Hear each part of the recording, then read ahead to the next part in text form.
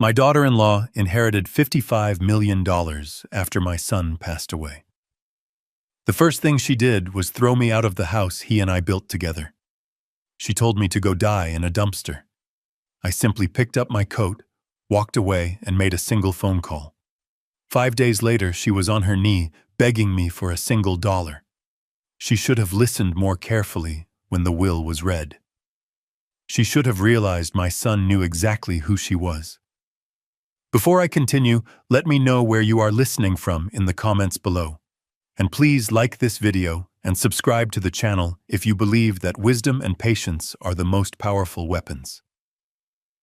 The day after we buried my son David, the silence in his house was the loudest thing I had ever heard. It wasn't a peaceful silence of mourning. It was a cold, hard, brittle silence, the kind that threatens to shatter with a single wrong move. I sat in the large leather armchair in the living room, the one David and I had picked out together years ago, and stared at the empty space beside me. Every corner of the house screamed his absence. He was in the way the sunlight hit the floorboards we'd laid, in the scent of old books from the library we'd built, in the quiet hum of the servers in the basement that ran the company he'd created from nothing. I heard a click-clack of heels on the hardwood floors upstairs, a sound that felt like a violation of the grief that should have filled the space. My daughter-in-law Chloe descended the grand staircase. She wasn't wearing black. She was dressed in a sharp, cream-colored business suit that looked like it had been tailored that very morning. Her makeup was perfect, a mask of cool composure. She glided past me, her expensive perfume trailing behind her, and didn't even glance in my direction. She pulled out her phone and began a conversation in a voice that was crisp and devoid of any emotion. "No, the timeline has to be accelerated," she said, walking toward the kitchen. "We need to liquidate the secondary assets by the end of the quarter. It's about maximizing liquidity. The past is the past." I felt like a piece of old furniture, a relic she had yet to decide whether to keep or discard. The silence returned, now heavier, colder. I knew then that the storm was not over. It was just beginning. The next day we sat in the polished mahogany conference room of David's lawyer, Mr. Davies.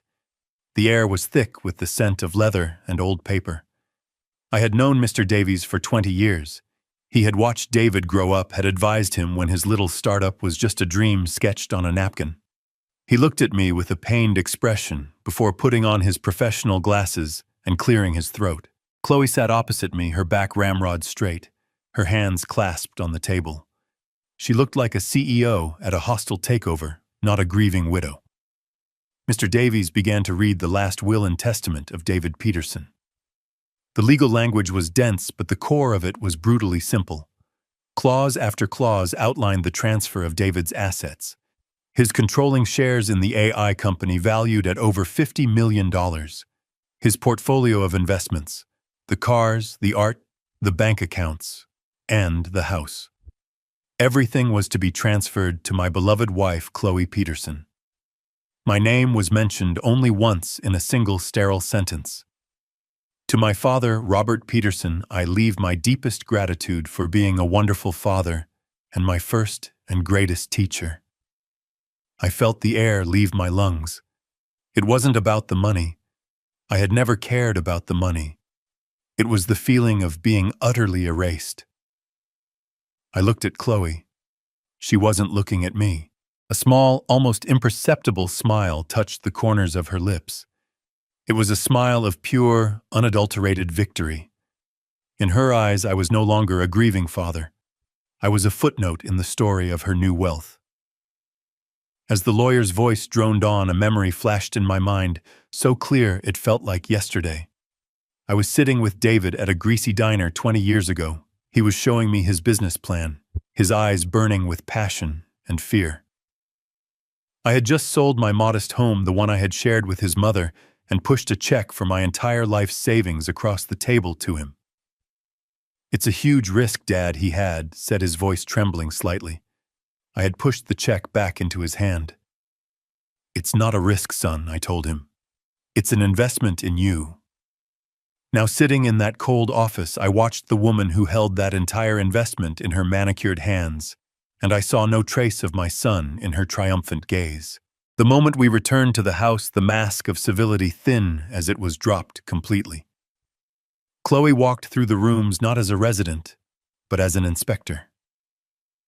Her eyes scanned everything with a cold, appraising look. She pointed a perfectly manicured finger at a wall of photographs, pictures of David, as a boy of his mother, of me and him on fishing trips. All of this has to go, she declared to no one in particular. It's just clutter. We need a clean, modern aesthetic. She moved to the bookshelf holding David's collection of first edition science fiction novels, his greatest treasure besides his work. These can be sold. I'm sure they're worth something. Her phone rang and she answered it on speaker, her voice booming with newfound authority. Yes, it's all confirmed, she said, a laugh in her voice. 55 million, not including the property. I'm the sole owner now. Complete control. She said that last part while looking directly at me, a challenge in her eyes. She was marking her territory, making it clear that my time here was over. I wasn't just a guest in my son's home anymore. I was a ghost haunting her new property. And I knew with a certainty that chilled me to the bone that she was about to perform an exorcism. For 2 days, I sought refuge in the one place in the house I still felt my son's presence: the library. It was more than a room. It was a cathedral of our shared history. David and I had built the floor-to-ceiling oak shelves ourselves, our laughter echoing in the empty space as we worked. Every book on those shelves told a story. Not just the one printed on its pages, but the story of how it came to be there. A rare copy of Asimov I had found for his 20th birthday. A signed edition of a new author he had discovered and loved. His college textbooks with his notes scribbled in the margins. I spent hours there, running my fingers along the spines, straightening a crooked volume, feeling the quiet hum of his intellect, his curiosity, his soul.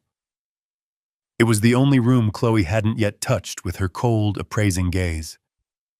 I was carefully dusting a row of his favorite hardcovers when the heavy oak door was thrust open, slamming against the doorstop with a violent crack that shattered the peace. Chloe stood in the doorway, flanked by 2 men who seemed too large for the frame. They were dressed in workout gear with thick arms and impassive faces. They looked like demolition workers, not guests. Chloe, however, was dressed in expensive athletic wear, her hair in a tight ponytail. She looked at the room, not with appreciation, but with the dismissive eye of a developer looking at an old building before tearing it down. All right, this is the space, she announced to the men, completely ignoring me. As you can see, it's just dead weight. All this dark wood and old paper. It's depressing. She turned her gaze on me for the first time, and there was no warmth in it. Only impatience. Robert, she said, her voice sharp and clipped. I need you to get all of this junk out of here by tomorrow. The elliptical and the weight machine are being delivered on Friday. I placed the book I was holding carefully back on the shelf, and my hands steady despite the tremor I felt in my chest. I turned to face her, keeping my voice level calm. Chloe, I said softly, this isn't junk. This was David's collection, his sanctuary. This room is the heart of the house. It's where his memory lives. I looked past her to the 2 men who shifted uncomfortably, avoiding my eyes. I was appealing to a humanity I wasn't sure she possessed. You can have any other room. Please, just not this one. I wasn't pleading for myself. I was pleading for my son, for the preservation of the small part of him that still felt tangible, that still breathed in the scent of paper and ink. For a moment, she just stared at me, a flicker of disbelief in her eyes that I would dare to question her. Then a short, ugly laugh escaped her lips. Memory, what good is memory? You can't liquidate memories, Robert. Her face, once a mask of cool indifference, began to twist into something genuinely ugly. The civility was gone. The pretense was over. This was the real Chloe, the one my son must have seen, the one he must have tried to protect me from. Her voice rose with each word growing louder, harsher, echoing off the silent watching books. I am so tired of you moping around this house like a ghost, touching everything, reminding me of a past. I want to forget. She took a step forward, her finger jabbing the air in my direction. This is my house now. My life, and you are not part of it. Then came the words. The words that would burn themselves into my mind forever. The words that would become the fuel for everything that came next. You are not welcome here anymore, she screamed, her face red with fury. Get out of my house, go die in a dumpster for all I care. She turned to the two silent giants beside her, her voice dropping to a low, vicious command. Get him out. Before I could react, they moved. One took my left arm, the other my right. Their grips were like iron. There was no malice in their actions, just a detached efficiency, as if they were removing a piece of unwanted furniture. I didn't struggle. The fight had already left me replaced by a profound, hollow shock. They guided me out of the library, my feet stumbling on the Persian rug. I had one last look at the room, my son's sanctuary, before the heavy oak door was pulled shut with a final, definitive click. The lock turned.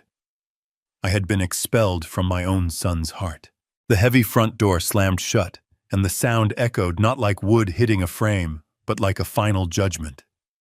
I heard the sharp metallic sound of the deadbolt turning a sound that locked me out of my own life. I stood on the stone pathway, the manicured green lawn stretching out on either side of me. On the grass, looking absurdly out of place, sat my old leather suitcase. Chloe must have packed it herself, a final act of dismissive charity. I imagined her touching my belongings, her hands judging my worn-out sweaters and old books before stuffing them into the bag and having one of her hired men toss it outside like a piece of trash. The humiliation was a physical thing, a cold knot tightening in my stomach. The sky above was a uniform, unforgiving gray, the color of wet concrete. A cold wind began to stir, rustling the leaves of the great oak tree David and I had planted when the foundation of the house was first laid. Then the first drop of rain hit my cheek. It was cold. Another followed, then another, until a steady, miserable drizzle began to fall, soaking into the shoulders of my thin coat. I didn't move. I just stood there, letting the rain mix with the silent tears I hadn't realized were streaming down my face. I looked up at the house. Our house. I saw the bay window of the library, dark and empty. I remembered David insisting on that window, wanting a place where he could read with the morning light pouring in. I saw the stone facade around the entryway, remembering the weekend we spent setting the stones ourselves, our hands raw and our faces beaming with pride. Every brick, every window, every shingle was a memory. And now it was a monument to a broken promise. The cold rain on my skin seemed to wash away the years, pulling a memory from the depths of my heart with aching clarity. I was suddenly standing in a different yard, in front of a much smaller house 25 years ago. David was a teenager, all lanky arms and earnest ambition, helping me fix a broken fence post. His hands were clumsy, but determined. I remember stopping our work and putting a hand on his shoulder. A man's character isn't what he owns, David, I had told him. The words feeling as true then as they did now. It's what he's willing to protect. His name, his honor, his family. David had looked from our modest little house to the horizon, his young eyes filled with dreams. He had smiled a flash of the brilliant man he would become. One day I'm going to build us a great house, Dad, he had said, his voice full of unwavering certainty. A place so big and strong that you'll always have a home. It won't be my house. It'll be our house. The memory faded, leaving behind an ache more profound than any physical blow. That promise. That beautiful, heartfelt promise from a son to his father. That was what Chloe had truly thrown out onto the lawn. That was what she had slammed the door on. The $55 million were just numbers on a page. The house was just wood and stone. But that promise was the sacred foundation of my life. And she had desecrated it. Standing there in the soaking rain, I felt the grief and shock finally recede, replaced by something else. Something hard and cold and clear. The pain was transforming, crystallizing into a single sharp point of purpose. I straightened my back, pulling my shoulders from their defeated slump. I gave the house one last, long look. It was not a look of sorrow anymore. It was a look of assessment, a look of resolve. I walked across the wet grass, my shoes sinking slightly into the soft earth. I grasped the handle of my suitcase. It felt solid in my hand. And without looking back, I began the long walk down the driveway toward the street, each step a silent vow. The game was not over. She had just made her move. Now it was my turn. I must have looked a sight standing on the curb in the rain, a man in his 70s with a single suitcase and a life suddenly erased. A yellow taxi slowed as it passed its headlights, cutting through the dreary afternoon. I raised my hand, and it pulled over. The driver, a young man with kind eyes, didn't ask any questions as he put my bag in the trunk. "Where to, sir?" he asked. I didn't want to go to a friend's house. I couldn't bear their pity, not yet. I needed anonymity, a place where I could think. "The Starlight Motel," I said, naming a place I remembered from years ago far out on the highway. A place people went when they didn't want to be found. The drive was a blur of smeared city lights and the rhythmic thump of the windshield wipers. Each beat seemed to say, "What now, what now, what now?" We left the manicured suburbs behind the grand houses, giving way to strip malls and industrial parks. The Starlight Motel was exactly as I hadn't remembered it. The sign was missing a T, so it read, Starlight Motel, its neon lights buzzing and flickering in the rain. The paint on the building was peeling, and the air smelled of wet asphalt and regret. The room the clerk gave me was on the ground floor facing the parking lot. It was small, and the air was stale. A brown patterned bedspread was stretched tightly over a lumpy mattress. A single lamp on the nightstand cast a weak yellow circle of light. The ancient television was bolted to the dresser. It was the complete opposite of the life I had just been thrown out of. The spacious rooms, the scent of fresh flowers, the priceless art, all of it felt like a dream. This small, sad room was my new reality. I placed my suitcase on the worn luggage rack and sat on the edge of the bed. The springs groaned in protest. The only sounds were the hum of the mini-fridge and the distant hiss of tires on the wet highway. For the first time in days, I was truly alone, surrounded by a silence that was entirely my own. But it wasn't the silence of defeat. It was the silence of a chessboard after a devastating move has been made. It was the silence of contemplation. I thought of Chloe's rage, her greed so transparent, it was almost childlike. I thought of the will so clean, so simple, so unlike my son. David was meticulous. He was a genius who saw every angle, who planned for every contingency in his business.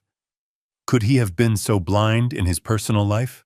Could he have left his own father, the man who had funded his dream, so utterly unprotected? It didn't make sense. The numbers didn't add up. And as a man of history, I knew that when a story doesn't make sense, it's usually because you're not reading the whole text. A new thought began to form, not a hope, but a hypothesis. A possibility. What if David wasn't blind? What if he was strategic? The thought was a single small flame in the vast darkness of my despair. It was enough. I reached into my coat pocket, my fingers closing around the cool, hard shape of my phone. I pulled it out, the bright screen illuminating my face in the dim room.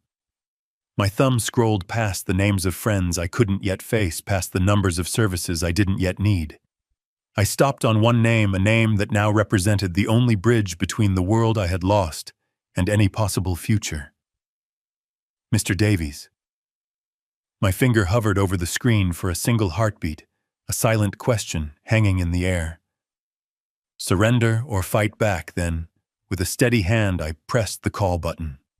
The conflict was no longer about what had been done to me. It was about what I was going to do next. The phone rang once, twice, a shrill sound in the quiet motel room. Each ring felt like a lifetime. I was calling a lawyer, but I was also reaching out for a lifeline, a connection to the son I had lost. Finally, the ringing stopped. Davies, his voice was professional, but I could hear the weariness in it. "Robert," he said, a note of concern entering his tone. "Are you all right? I was just about to call you." His words sent a small jolt through me. He was about to call me. He was expecting something. I took a deep breath, marshaling my thoughts, determined not to sound like a broken man. I kept my voice as steady and even as if I were delivering a lecture on the fall of the Roman Empire. I reported the facts devoid of the crushing emotion that lay beneath them. "Good evening, Mr. Davies," I began. "I'm calling to inform you that I am no longer residing at my son's house." Chloe made it clear I was not welcome.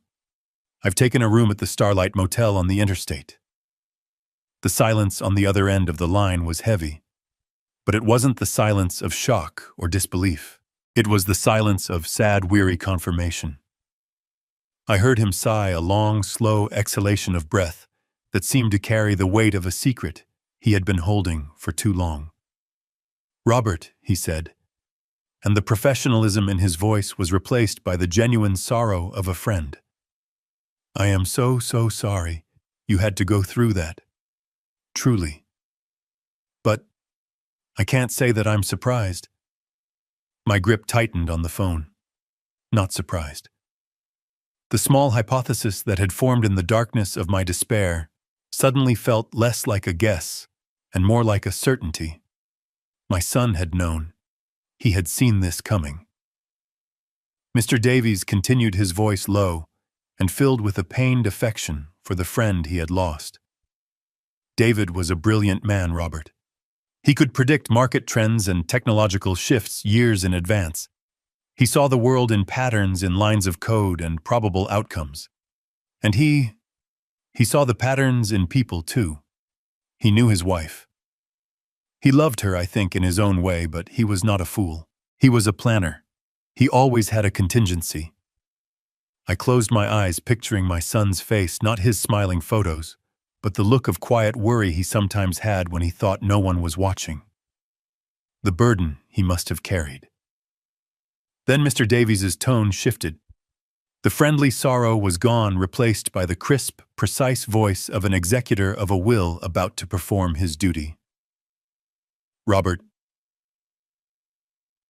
going to tell you something now that I was bound by my fiduciary duty and my promise to David not to reveal unless a very specific set of conditions were met.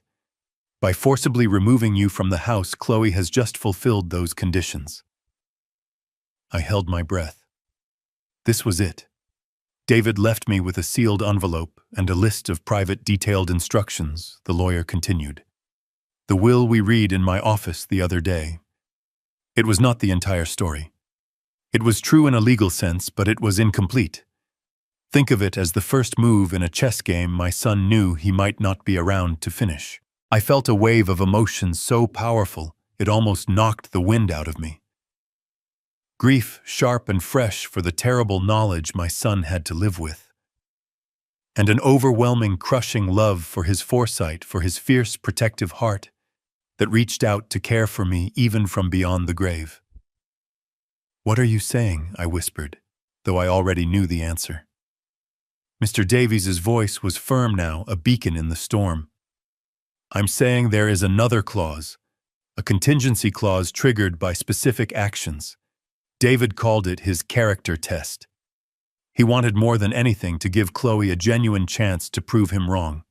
He hoped she would choose decency. He hoped she would choose family. But he planned for the probability that she would choose greed. The small, flickering flame of purpose inside me roared to life. My son had not abandoned me. He had armed me." Mr. Davies's final words were not a comfort, but a call to action. "She has failed the test, Robert. She has made her move. Now it's time for us to make David's." Mr. Davies's voice over the phone was a lifeline, pulling me from the wreckage of the past few days and setting me on solid ground. I sat up straighter on the lumpy motel bed, listening with an intensity I hadn't felt in years. To understand what David did, the lawyer began his tone now that of a strategist explaining a brilliant campaign. You have to understand that he didn't write a simple will. He created a test, an ethical and legal stress test with his entire fortune as the subject. I could almost see my son in those words, the meticulous planner, the genius who saw every possible outcome. The document we read in my office, Davies continued, was the first part of that test. It was the bait. It was designed to give Chloe everything she thought she ever wanted, but it came with a single, almost invisible string attached. He paused for effect. That string was a legal concept called fiduciary duty. It's a term we lawyers use all the time, and it usually sounds like boilerplate. But David turned it into the entire key to the mechanism. I listened rapt as he explained the elegant, devastating simplicity of my son's plan. The will stated that the inheritor Chloe was entrusted with the entire Peterson estate, but it also contained one crucial, carefully worded clause. It said she was bound for a 30-day evaluation period to a solemn fiduciary duty to protect and uphold the welfare and legacy of the Peterson family. It sounds like a sentimental phrase, doesn't it? Davies said, a hint of admiration in his voice. But in the context of a will, it's a legally binding instruction. Family legacy doesn't just mean the money. It means the people, the history, the honor. It means you, Robert. The pieces began to click into place in my mind, forming a picture of my son's incredible foresight. When Chloe threw you out of the house, Davies explained, his voice turning hard as steel, she did more than just a cruel thing. She took a sledgehammer to the most important clause in the will. She proved in the most dramatic way possible that she had no intention of upholding the welfare or legacy of the family. She violated her fiduciary duty, and that violation is the trigger. He told me that this breach gave him, as the executor, the full legal authority to unseal and activate a second document, a sealed codicil to the will that David had left in his private safe. As Mr. Davies spoke, the dreary motel room around me faded away. I was transported back 3 months to the last quiet evening I had spent with my son. We were in the library, a comfortable silence between us. David had been staring intently at his laptop, his brow furrowed in concentration. He looked up at me suddenly, his eyes tired but clear. There was a weight to him that evening, a weariness that went beyond work. "Dad," he had said, his voice quiet but serious, "if anything ever happens to me, I need you to trust what I've built." I had thought he meant his company, the algorithms, the patents. I had put my hand on his shoulder and told him I always would. But he shook his head slightly. "No, not just the company," he clarified, looking back at his screen, full of what I now realized must have been legal documents. "I mean the system I built to protect you." I hadn't understood then. I thought he was talking about firewalls or financial arrangements. I didn't realize he was forging a shield of law and love around me. Now, in this lonely motel room, his words were the clearest thing in the world. He had been preparing for this very day. I came back to the present, my heart aching with a mixture of immense grief and profound pride. My son was gone, but his brilliant mind was still at work, still protecting me. "So what do we do now?" I asked Mr. Davies, my voice no longer trembling. It was the voice of a man with a mission. "Now we follow David's instructions to the letter," Davies replied, his voice all business. And his instructions were very clear. We do not confront her. We do not reveal our hand. David's plan was more elegant than that. He knew that true character is revealed not when it's challenged, but when it thinks no one is watching. He laid out the next steps. "Chloe believes she is one of the wealthiest women in the country. We need her to believe that with all her heart. But when she tries to spend that money to liquidate those assets, to exercise that power, she will find that the doors are all locked." He explained that he would use his legal authority as executor to place temporary holds on everything, citing standard procedural delays, estate valuations, and tax assessments. It would be a death by 1,000 paper cuts. She would be a queen with an empty treasury. She will grow frustrated, then angry, then desperate, Davies said. David knew she had no patience. He designed the trap to prey on her own worst instincts. He gave her all the rope she could ever want, Robert. Now we just have to wait for her to tie her own noose. Trust the system. Trust your son. I hung up the phone, the silence of the motel room no longer feeling empty, but charged with purpose. The game had been set by my son long ago. It was time for me to play my part. The plan Mr. Davies laid out over the phone was both simple and breathtakingly complex. It was a legal labyrinth designed by my son, and Mr. Davies was handing me the map. His instructions for his part were precise. He would begin the process of legally freezing the estate's major assets. He would use the perfect, impenetrable shield of bureaucracy. There would be notices of probate filings for asset valuation requests for federal and state tax clearances. Each step was a standard legally required procedure, but when done with deliberate slowness, they would form an invisible wall around the $55 million. Chloe would be able to see the fortune, but she would be utterly unable to touch it. It would be like a starving person staring at a banquet through a pane of unbreakable glass. My instructions were much simpler and much harder. Robert must disappear. Mr. Davies had said, his voice firm. Not forever, just for a few days. Let your trail go cold. Don't answer your phone if anyone calls. Don't reach out to old friends.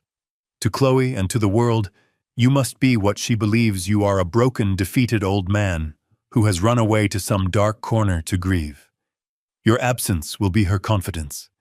Your silence will be her signal to act rashly.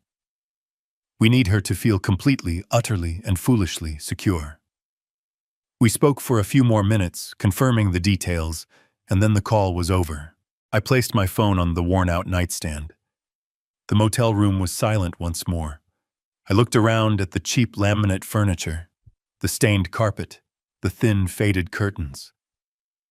An hour ago, this room had been a symbol of my humiliation, the lowest point of my life. But now it felt different. It felt like a bunker, a command center. The anonymity I had sought out of shame had become a strategic advantage. This wasn't a place of defeat. It was a staging ground. A younger, angrier version of myself might have called this feeling a thirst for revenge. I might have savored the thought of Chloe's future suffering. But sitting there in the quiet solitude, feeling the immense weight of my son's trust reaching out to me from the past, I knew this was something else entirely. It wasn't about inflicting pain. It was about revealing a painful truth. It was not vengeance. It was the slow, methodical execution of justice. My son's justice. I was not an avenger. I was an executor tasked with carrying out the final, most important wish of my child, to protect his legacy from the one person he knew would try to destroy it. The plan was a masterpiece of legal and psychological engineering, but it was built upon a single critical assumption: Chloe's boundless arrogance. A sliver of doubt entered my mind. Could anyone truly be so blinded by greed, so utterly lacking in caution? The plan required her to not just walk into the trap, but to sprint into it, laughing all the way. She would have to ignore all the red flags, all the procedural delays, and believe only what she wanted to believe. It seemed like a flaw in an otherwise perfect design. I worried she might sense something was wrong, that she might hire a competent lawyer of her own who would advise patience. And then I had to question myself. Did I have the strength to see this through? My role was to remain silent, to watch from the shadows as she for a time celebrated on the grave of my son's memory. I would have to endure the thought of her parties, of her tearing down his library, of her erasing his presence from the home we built. It would require a level of self-control I wasn't sure I possessed. The instinct to fight, to scream, to confront her was a powerful one. I looked at the dark screen of my phone, at my own tired reflection staring back. I saw the face of a grieving father. But beneath the grief, I saw the history professor, the man who understood that the most important battles are often won not on the field, but in the quiet archives through patience and the careful study of the facts. David had studied his opponent. He had laid out the strategy. He trusted me to execute it. I would not let him down. Reaching out with a steady hand, I pressed and held the power button on my phone. The screen flickered and went black. The first step of the plan was complete. I had disappeared. For the next 3 days, I followed Mr. Davies's instructions to the letter. I lived in a state of self-imposed exile, a ghost in a cheap motel room. The television remained off. My phone remained a dark, silent rectangle on the nightstand. The world outside my window, with its endless river of highway traffic, ceased to exist. I didn't know it at the time, of course, but as I sat in that quiet, contemplative solitude, Chloe was doing the exact opposite. She was exploding into the world with the force of a financial supernova, a spectacle of consumption so grand it was almost an art form. Mr. Davies later filled me in on all the details, his voice a dry, factual report over the phone. He painted a picture of a woman so completely consumed by greed that she couldn't see the cliff edge just beyond her brand-new $1,000 shoes. Her first stop, he told me, was a whirlwind tour of the most expensive boutiques the city had to offer. She moved through them, not like a shopper, but like a conqueror, claiming tribute. Handbags from designers whose names I didn't even know. Watches that cost more than my first house dresses she would likely only wear once. She wasn't just buying things. She was buying a new identity, shedding the skin of her old life, and wrapping herself in a cocoon of obscene luxury. From there, she went to a supercar dealership, the kind of place with polished concrete floors and more security guards than cars. She didn't browse. She simply pointed at the most ostentatious vehicle in the showroom, a blood-red sports car with doors that opened upwards like wings. She put down a substantial, non-refundable deposit with a flick of her credit card. The salesman Mr. Davies learned had asked when she would pay the remaining balance. Chloe had laughed a tinkling, condescending sound. "Oh, as soon as some boring little estate paperwork clears up," she had said. "Don't worry, the money is there." But her most egregious act, the one that felt like a personal violation, even when heard secondhand, was what she planned for the house. She hired a famous interior designer, a man known for his cold, brutally minimalist style that was the antithesis of the warm, comfortable home David and I had created. He and Chloe had walked through the house, and Chloe had issued decrees like a petty tyrant. The warm oak floors were to be ripped out and replaced with white marble. The comfortable, custom-built furniture was to be sold. But she saved her greatest venom for the library. Mr. Davies's private investigator had recorded her conversation with the designer. "This room," Chloe had said, her voice dripping with disdain, "is a morgue. All these dusty old books and this dark, depressing wood. I want it gutted. I want white walls, chrome glass, and a personal juice bar right over there." She was pointing. The investigator noted directly at the spot where David's favorite reading chair had sat for over a decade. She wasn't just redecorating. She was performing a ritual cleansing, systematically erasing every trace of my son and of me. The crescendo of her hubris was the party. She threw a massive catered affair 3 nights after she had thrown me out.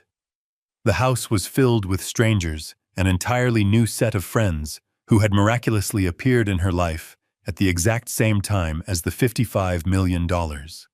Champagne flowed, a DJ played loud, pulsing music, and Chloe held court in the center of it all, soaking in the adoration of her new followers. She was radiant, triumphant. And at some point in the evening, Mr. Davies's source told him one of the new friends asked about David's father. Chloe had paused, placing a dramatic hand on her chest, as if the question caused her great pain. "Oh, Robert," she had sighed, her voice carrying across the hushed circle of listeners. "The poor dear man. He was just so overwhelmed by everything. The grief, the legal matters. He couldn't adjust to this new reality." She had shaken her head sadly. I believe he checked himself into a quiet little nursing home up north somewhere. It's for the best, really. He just doesn't belong in this world. Listening to Mr. Davies recount that part, a strange calm washed over me. I felt no anger, no rage. I only felt a profound, cold pity. She was dancing in a house of cards, toasting to a future that had already been signed away. She believed she was the queen of a new and glittering kingdom, never once realizing she was just a temporary actress on a stage my son had so carefully built. And the final act, I knew, was about to begin. The trap had been set. The bait had been taken. And now the walls were about to start closing in. The day after her party was meant to be the first day of her new reign. As Mr. Davies later recounted it to me, Chloe woke up late, the sunlight streaming into the master bedroom she now occupied alone. The house was quiet. The caterers had cleaned up the evidence of the previous night's grand affair. She likely felt on top of the world, a queen in her castle, the undisputed master of a $55 million universe. She decided to begin her day and her new life with an act of casual, triumphant consumption. She drove David's luxury sedan, a car she now considered hers, to a chic downtown cafe, after a brief, satisfying stop at her new favorite jewelry store. It was there, surrounded by the quiet clinking of porcelain and the murmur of the city's elite, that the first crack appeared in the foundation of her perfect world.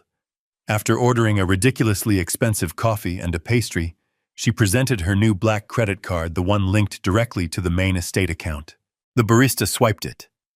A moment passed. He swiped it again. A small, polite frown appeared on his face. "I'm sorry, ma'am," he said, his voice low enough to avoid a scene. "It's been declined." Chloe laughed, a sound of pure disbelief. "That's impossible," she said, her voice a little too loud.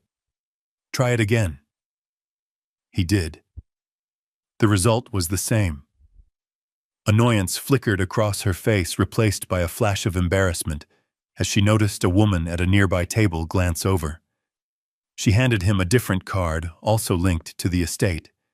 It, too, was declined. Flustered, she paid with the last of the cash in her designer handbag and retreated to her car, her face a mask of cold fury.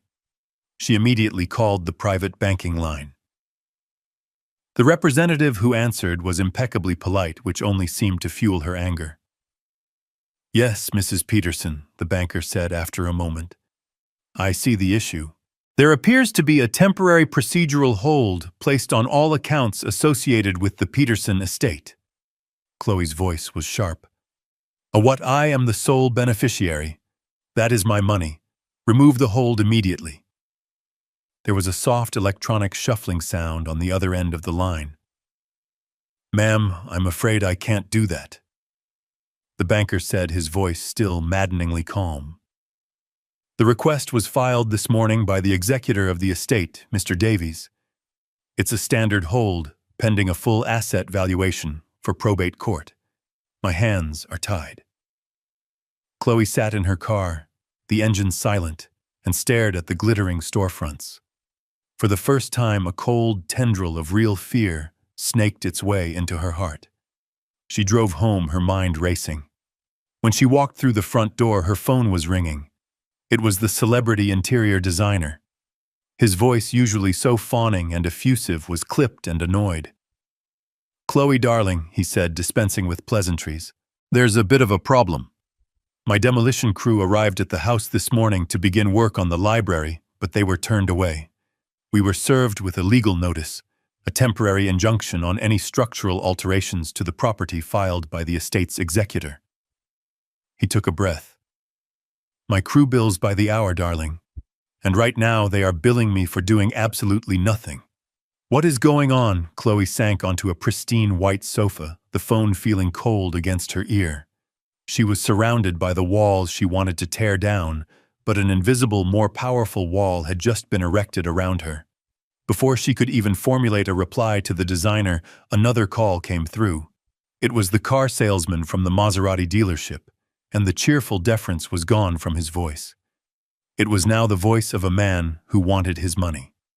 "Mrs. Peterson," he said, his tone all business. I'm calling about the final payment for the Gran Turismo. As we discussed, your deposit holds the vehicle for a 72-hour window. We're now at hour 75. We need that wire transfer today, otherwise I'll be forced to release the vehicle to another interested party. And as per the contract you signed, the deposit is non-refundable. The sports car, the ultimate symbol of her new status, was about to vanish. Every pillar of her new life was crumbling one by one in the space of a single morning. That was when the panic truly set in. Her confident rage dissolved into a frantic, cornered fear. She had only one move left. She dialed the number for Mr. Davies's office, her thumb jabbing at the screen. The moment he answered, the dam of her composure broke, and a torrent of furious, terrified words poured out. "What have you done?" she screamed into the phone. "Why is my money frozen? Why can't I touch anything? This is my house. You work for me. I am the estate. You can't do this to me. I will sue you. I will ruin you." On the other end of the line, as Mr. Davies later described it to me, he simply held the phone a few inches from his ear and waited for the storm to pass. When she finally paused to take a breath, he spoke, his voice the calm, unshakable center of her hurricane. "Mrs. Peterson, understand your frustration. However, as I am sure you can appreciate, the final settlement of an estate of this size is a highly complex process." "Standard procedure," she shrieked. "There is nothing standard about this. I assure you, Mrs. Peterson." He continued, his tone maddeningly professional. "Every action I have taken is a perfectly standard and legally required step to protect the assets of the estate during the probate period. I am simply following the letter of the law." She screamed again, a raw, frustrated sound of a spoiled child being denied what they want. She was beating her fists against an invisible wall, a wall built of procedure, of legality, of my son's brilliant, patient design. After a final incoherent threat, she slammed the phone down. She was trapped. Trapped not by bars or locks, but by the very system she thought had given her everything. She was a queen in a gilded cage, and my son, through the calm, steady hand of Mr. Davies, had just quietly and irrevocably turned the key. 5 days. According to the updates I received from Mr. Davies over the motel's crackling landline, that's how long it took for Chloe's new world to rust. The invisible walls he had erected had done their job perfectly. Her life, which had seemed so boundless and glittering just days before, had become a gilded cage. The unpaid invoices from the party caterers and the DJ were now arriving with angry red notices demanding immediate payment. The interior designer had sent a scathing email and a bill for his wasted time. The car dealership had called one last time to inform her that her deposit was forfeited and the red sports car had been sold to someone else. Her new wealthy friends, the ones who had toasted her name with her own champagne, suddenly became impossible to reach. Her calls went to voicemail, her texts were left unread. The silence in that vast, empty mansion must have been deafening. She was the queen of a paper kingdom, and a slight breeze had just blown it all away. Her first reaction, Mr. Davies's investigator reported, was a frantic, desperate search for me. The power dynamic had flipped so completely, it was almost poetic. The woman who had ordered me to go die in a dumpster was now scouring the city for the very man she had discarded. Her desperation, I imagine, was fueled by a last flicker of her arrogance. She likely believed that if she could just find me, she could bully or threaten me into calling off the lawyer and releasing her money. She drove to the homes of my old friends, men and women she had always treated with dismissive contempt. But at every door, she was met with polite, firm denial. "I'm sorry, Chloe, we haven't seen Robert. No, he hasn't called." Each closed door was another reflection of the one she had slammed in my face. She, the new millionaire, was the one being turned away. She, the master of the house, was the one who was no longer welcome. By the afternoon of the 5th day, her anger had burned itself out, leaving behind only the cold, gray ashes of desperation. Every avenue was a dead end. Every call was a failure. She was utterly and completely powerless. There was only one place left to go, one person left to appeal to. She had already tried screaming at Mr. Davies. This time she would have to try a different tactic: humility, or at least a performance of it. As she made her way to his downtown office stripped of her bluster and bravado, she must have felt the true weight of her situation for the first time. She was a $55 million heiress who couldn't afford to pay a parking meter, and that is what led her finally to the quiet wood-paneled waiting room of Davies, and Finch. Mr. Davies had called me at the motel that morning. His voice was calm, but I could hear a note of finality in it. "Robert," he had said simply, "it's time. I think she's ready to listen." He had sent a car for me, and I had put on my best suit, the simple navy one I had worn to my son's wedding. I had been sitting in that waiting room for about an hour, not with anxiety, but with a profound sense of calm. I was not a victim waiting for an apology. I was a father about to carry out his son's final wishes. I was reading a book on Roman history, the familiar weight of it in my hands a comforting anchor. The door to the waiting room opened softly. I didn't look up immediately. I finished my paragraph first. Then slowly I lowered my book. She was standing there hesitating on the threshold. She looked nothing like the conquering queen from the will reading or the raging fury from the party. Her expensive clothes were wrinkled. Her perfect hair was in disarray, and her eyes were wide with a fear she could no longer conceal. She looked lost and small. Her eyes scanned the room, likely looking for the receptionist, and then they found me. They locked onto my face, and in that instant I saw it all happen. The confusion, the shock, and then the dawning, sickening horror of comprehension. The realization that this wasn't a series of unfortunate bureaucratic mistakes. It wasn't a problem that could be fixed. It was a plan. A meticulous, perfectly executed plan. And the quiet, insignificant old man she had thrown out into the rain like a piece of trash was sitting at the very heart of it.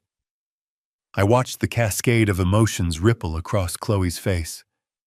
It happened in a fraction of a second, but for me it felt like an eternity.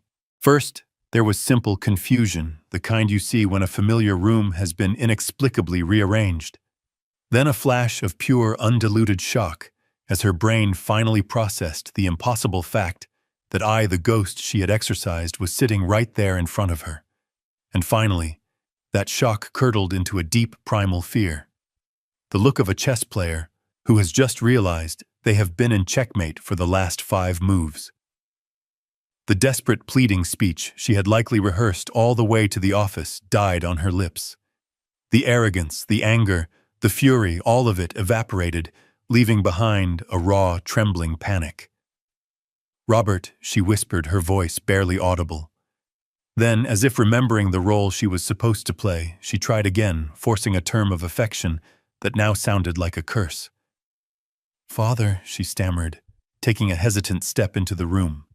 I've been looking for you. Everywhere. I was so worried." The lie was so transparent, so pathetic, that it was almost pitiful. She was trying to rewrite the history of the last 5 days in a single desperate sentence. She was trying to pretend she was a concerned daughter, not a failed tyrant. I simply looked at her. I did not smile. I did not frown. I offered her no anger to fight against, no pity to cling to. I said nothing. In that moment, I understood that silence was the most powerful tool I possessed. There were no words that needed to be spoken. My silence was a mirror, and in it she was forced to see the reflection of her own cruelty, her own greed, her own choices. It was a more damning accusation than any shout, any accusation, any teardown could ever be. She crumbled under the weight of that quiet gaze. Her eyes darted around the room looking for an escape, for someone to rescue her from the uncomfortable truth. "I didn't mean for it to happen," she continued, her voice cracking, the words tumbling out in a disorganized plea. They got out of hand. The pressure. I wasn't thinking." Her voice trailed off. She could see it in my eyes. She knew that I knew. The performance was over. Just as the silence stretched to its breaking point, the door to the main offices opened. Mr. Davies stood there. He was dressed in a dark, conservative suit, his face a perfect mask of professional gravity. He did not acknowledge Chloe's distress or her stammered apologies. He simply looked at her, then at me, his gaze communicating a deep and somber understanding. "Chloe." "Robert," he said, his voice calm and steady, cutting through the tension like a blade. "If you'll please join me in the conference room, we can begin." He held the door open. I closed my book, placing it carefully on the end table beside my chair. I stood up, my movements slow and deliberate. I was not the stooped, defeated man who had been shoved out into the rain. I felt a lifetime of quiet dignity settle on my shoulders. I walked towards the conference room. After a moment's hesitation, Chloe followed. She was no longer a queen leading a procession. She was a defendant being led to the dock. The 10 steps from the waiting room to that conference room felt like a multitude. With every step, the last vestiges of her power seemed to fall away. I was no longer the man she had thrown out, and she was no longer the woman who held the world in her hands. We were simply a father and a daughter-in-law about to face the final, unalterable truth of my son's legacy. And I was ready. We sat at the long, polished conference table. Mr. Davies was at the head, a position of calm, quiet authority.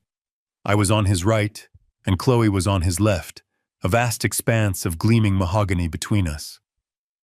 The air in the room was still and heavy like the air before a thunderstorm. Chloe sat rigidly in her chair, her hands clenched in her lap. She was trying to project an image of a wronged woman, a victim of bureaucratic error, but the fear in her eyes betrayed her. She was a cornered animal, and she knew it. Mr. Davies began, his voice devoid of emotion, a simple statement of fact. "Thank you for coming in, Chloe," he said.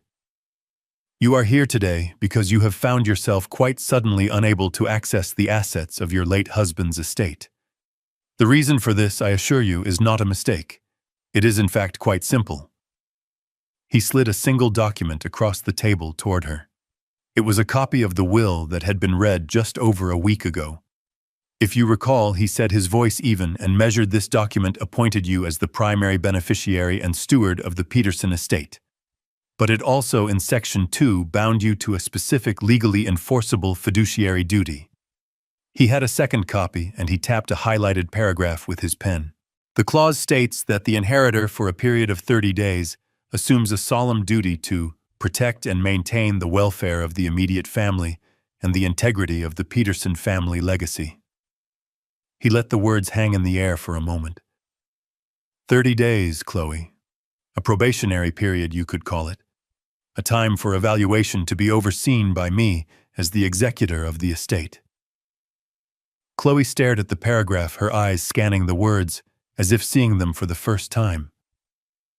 I could see the confusion warring with her rising panic. Mr. Davies continued, his voice relentless in its calm precision. 5 days ago, on the afternoon of September 17th, you committed a profound and irreversible breach of that duty.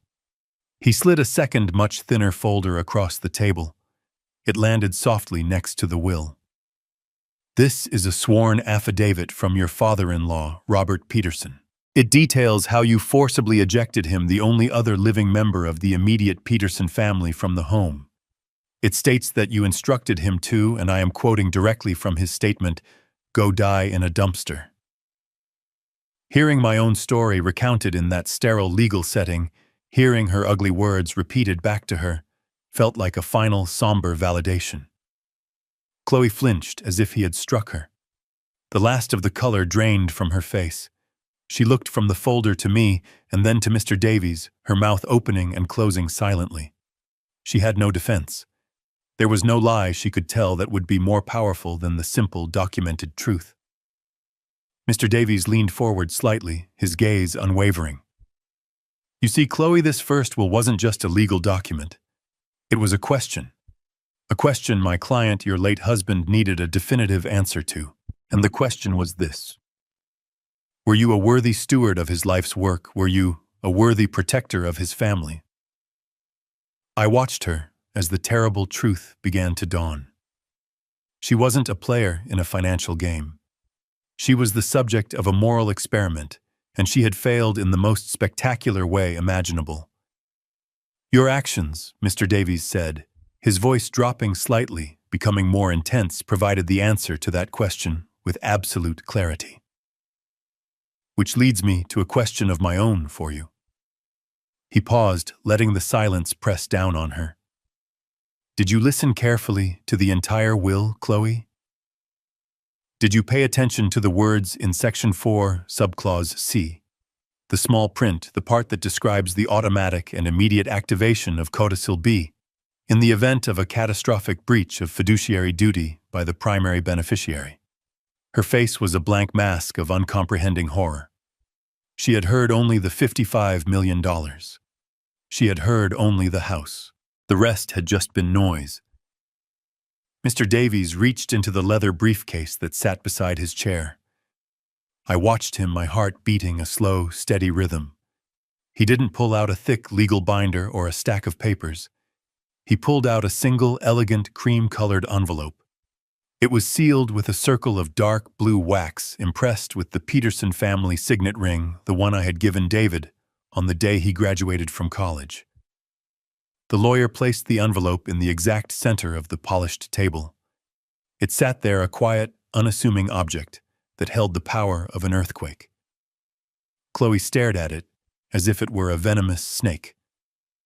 Mr. Davies folded his hands. "This codicil, Chloe, legally voids the document we read last week in its entirety. This," he said, his voice resonating with the final, unassailable truth, "is David's true and final will." Mr. Davies took a small silver letter opener from his desk set and slid it carefully under the blue wax seal. The sound of the paper tearing was a sharp final rip in the silent room. He unfolded the single sheet of paper it contained. I saw my son's familiar, clear handwriting, and my breath caught in my chest. David's true intentions were not buried in pages of legal jargon. They were stated with a clarity that was both loving and ruthless. Mr. Davies placed the paper on the table and began to read, his voice the calm, steady instrument of my son's final command. "This is Codicil B to the last will and testament of David Peterson," he began. "Activated this morning by the authority granted to my executor. It hereby renders all previous versions of this will null and void. The disposition of my estate is as follows." He looked directly at Chloe, whose eyes were wide with a terror so profound it seemed to have stolen her breath. 1. Davies read, "All my assets without exception, including all shares in Peterson AI, all financial portfolios and the residential property at 114 Willow Creek Lane, are to be transferred immediately into a newly formed, irrevocable trust to be known as the Peterson Legacy Trust." He paused, letting the weight of the words sink in. 2. The sole trustee, manager, and administrator of the Peterson Legacy Trust will be my father, Robert Peterson. I felt an immense, humbling weight settle on my shoulders. A duty. A purpose. 3. Davies continued, his voice unwavering. "The primary mission of this trust will be to fund and oversee the David Peterson Tech Scholars Foundation, a charitable entity dedicated to providing technology and engineering education and scholarships to underprivileged children, a cause my son cared about deeply." And then he came to the final provision. He looked at Chloe once more before reading it. 4. To my wife, Chloe Peterson, the trust will provide a monthly stipend of $2,000. He let that number hang in the air, a pathetic fraction of the millions she had tasted. This stipend is contingent upon her maintaining verifiable full-time employment. She will be permitted to reside rent-free in the guest cottage on the property. Any violation of these terms or any decision to cease working will result in the immediate and permanent termination of all financial support. It wasn't a punishment of pure poverty. It was in its own way so much worse for her. My son wasn't leaving her to starve. He was sentencing her to a life of ordinary, honest work, a life of responsibility, the very kind of life she had married him to escape. The color had completely vanished from her face, leaving a pale, waxy mask. She shook her head, a tiny, almost imperceptible motion, as if trying to physically deny the reality of the words she was hearing. The $55 million empire, the sports car, the parties, the power, it had all been a fantasy, a week-long dream, from which she was now having the cruelest awakening. As Mr. Davies neatly folded the single sheet of paper and placed it back in its envelope, the finality of the moment struck her. A small, choked gasp escaped her lips. Her eyes rolled back in her head, and with a soft sigh she slumped sideways out of her chair and collapsed onto the thick carpet in a dead faint. The great and powerful queen of the Peterson estate was gone, and in her place was just a woman unconscious on the floor of a lawyer's office with a future she had single-handedly destroyed. My son's will had been done. 6 months passed. 6 months in which the world for me was not just rearranged, but reborn. The silence of the motel room was replaced by the chaotic, wonderful noise of creation. The ghost who had been haunting the hallways of a past life had found a new and vibrant purpose. I was standing at a podium, the scent of fresh paint and new beginnings in the air. I was wearing the same navy suit I had worn to Mr. Davies's office, but it no longer felt like armor for a confrontation. It felt like the uniform of a custodian, the proud guardian of a dream. I looked out, not at a tense and hostile daughter-in-law, but at a room filled with the bright, hopeful faces of young students, the first graduating class of the David Peterson Tech Scholars Foundation. When I began to speak, my voice was strong and clear. "Good morning," I said, a genuine smile on my face. "My name is Robert Peterson, and I am my son's father." I told them stories about David. Not about David, the tech mogul, the millionaire, but about David, the curious boy who took apart our family's only television set just to see how it worked. About David, the determined young man who believed that the magic of technology shouldn't be a luxury for the rich, but a tool for everyone with a dream. "Many people will remember my son for the fortune he created," I told the crowd. But that fortune was never his goal. It was only a byproduct. His real dream, his true legacy, is this. I gestured around the room at the gleaming new computers, at the smartboards, at the eager faces of the children who would learn and create and build their own futures here. David believed that talent is universal, but opportunity is not. I continued. He wanted to build doors for those who had only ever been shown walls. So today, we are not just opening a building. We are continuing his most important work. We are fulfilling his true will. Not the one written on paper, but the one that was written on his heart. As the room filled with warm, heartfelt applause, my thoughts drifted just for a moment to Chloe. I don't think of her with anger anymore. I rarely think of her at all. But I know where she is. My son's trust in its quiet, methodical way still keeps an eye on her. The image that came to my mind was of a different kind of room, a busy downtown coffee shop during the morning rush. Chloe was behind the counter wearing a simple green apron with her name on a plastic tag.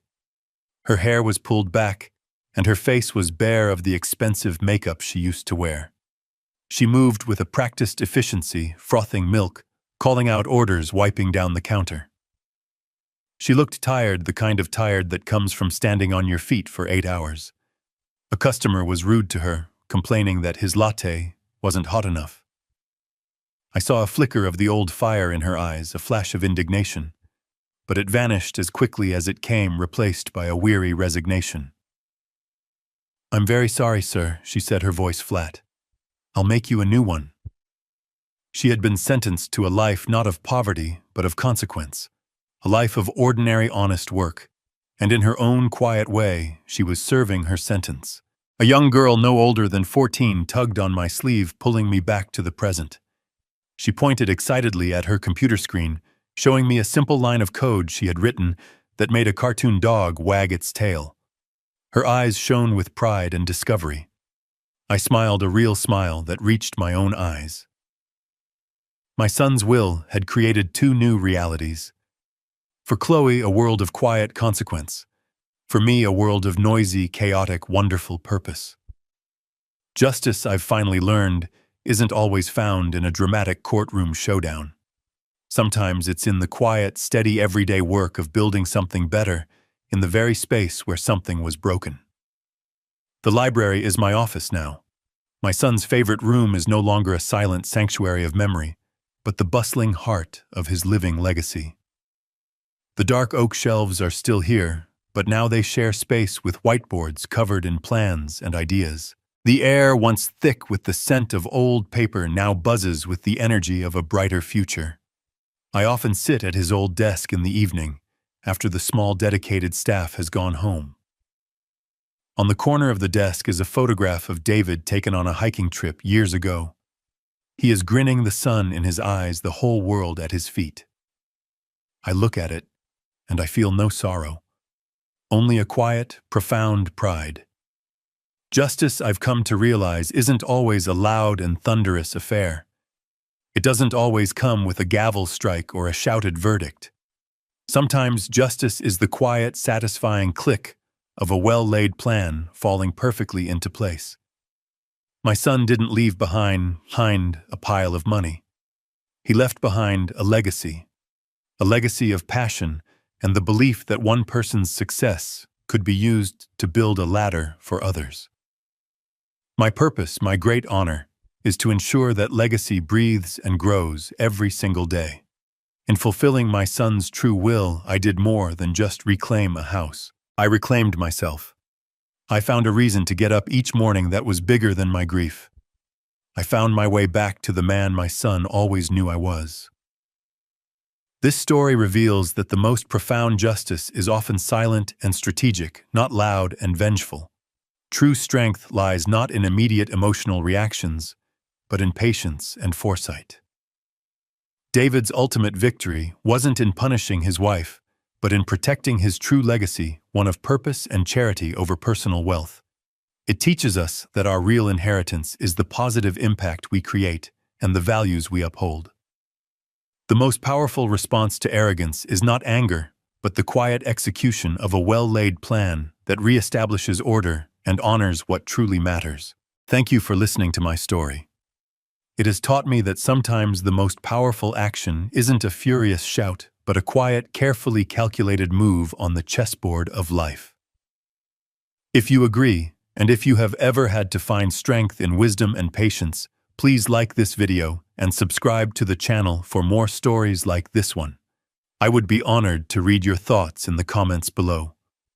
Your voice and your stories matter. Thank you for being a part of this journey.